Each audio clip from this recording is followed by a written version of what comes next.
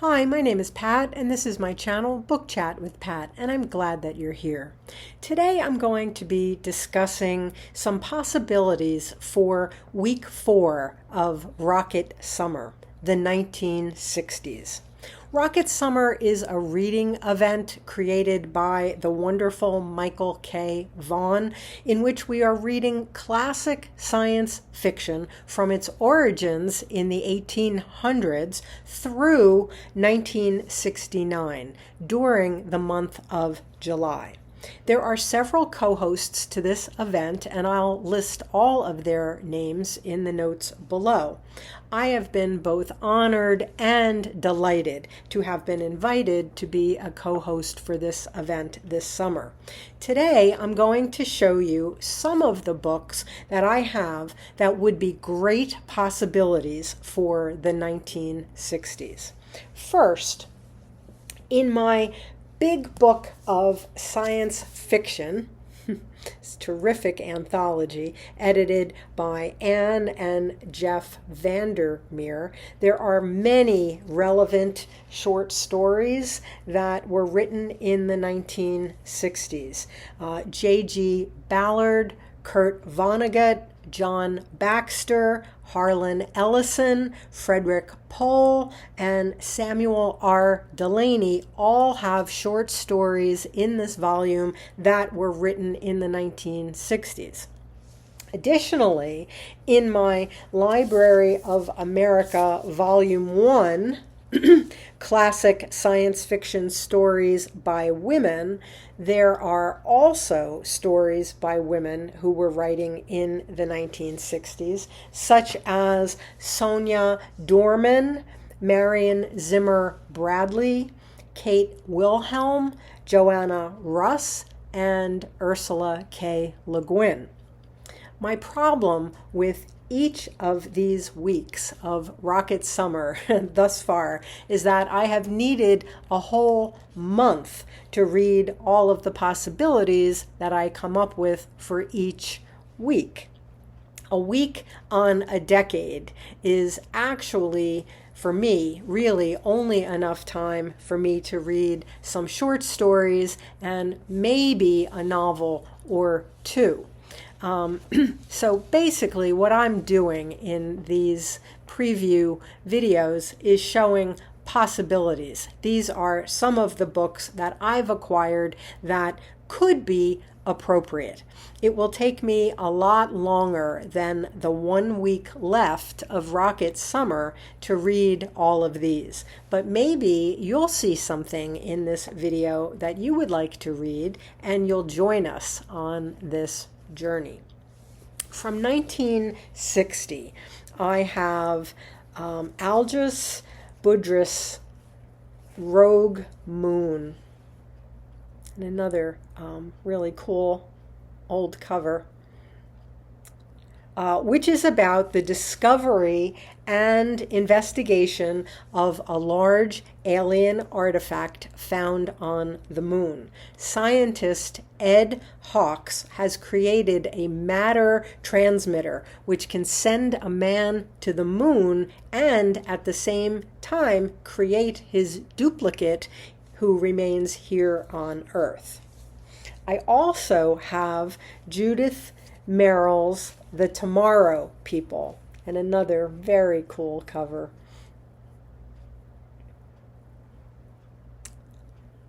I had read a short story by her for the 1940s that I really liked. It was the best of the short stories that I read.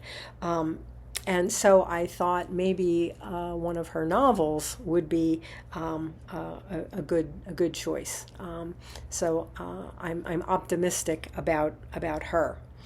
In this book, the only surviving member of 2 expeditions to Mars is Johnny Went, and he has returned to Earth, and he has knowledge that could be very decisive in the East-West space race, but he has not come back exactly the same as he was when he left on this expedition. I read a lot of Heinlein for the 1940s, so I'm not sure about this next book that I'll be able to do this now. But this is Stranger in a Strange Land, which was written in 1961. And certainly considered one of Heinlein's masterpieces. This is the story of Valentine Michael Smith, the human who comes to Earth in his young adulthood after having been born and raised on Mars. From 1962, we have Anthony Burgess' classic, A Clockwork Orange. This is one that I have read many times and in fact even used to teach. This is a nightmare vision of the future in which young thugs have basically taken over the streets and really taken over control of people's lives. Alex is our main protagonist. He's a teenaged protagonist, and he narrates his violent exploits. And then also his experiences as the state authorities come in and attempt to reform him using some very questionable scientific and psychological techniques. From 1963, I have Walter Tevis, The Man Who Fell to Earth. And this is the story of an alien who lands on Earth seeking a way to save his people from extinction. I also have Samuel R. Delaney's Babel 17. This won the Nebula Award for Best Novel in 1967, an honor that it shared with Daniel Keyes' famous novel Flowers for Algernon, another one that I taught a million years ago. This, Babel 17, is a novel about the power of language. The human race is involved in a war with alien invaders who have been covertly sabotaging spaceships, and strange alien messages have been intercepted in space. Poet and linguist Rydra Wong is determined to understand the language and to stop the alien threat. Some months ago, I'm going to say, Grammaticus Books did a wonderful review of this novel, and so it's been on my radar ever since. I certainly recommend that you check out Grammaticus Books' review of it as well. I've been reading Clifford D. Simak for the 1950s, but I also have his novel The Goblin Reservation, which is from 1968, I believe. I need to talk to our resident Simak expert, and that's Sean D. Standfast. I need to talk to him about this one, but it sounds like it might be fun. It's set far in the future, and the novel tells the story of Professor Peter Maxwell, who is a professor in the College of Supernatural Phenomena, and he has returned to Earth from an interplanetary journey where he had been unexpectedly diverted to a mysterious planet. He gets back to Earth to discover that he is, in fact, dead. Apparently, part of the novel is a mystery trying to solve what happened to him.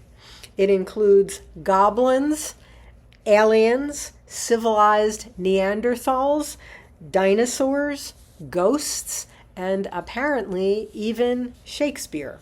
It's described as a fun, silly, madcap adventure and pure entertainment. So that sounds kind of fun. Finally, and the writer that I am most excited to read in this last week of Rocket Summer, we have Ursula K.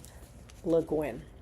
In this one volume from SF Masterworks, I have the first 3 novels that she wrote that would come to be known as part of the Hainish cycle.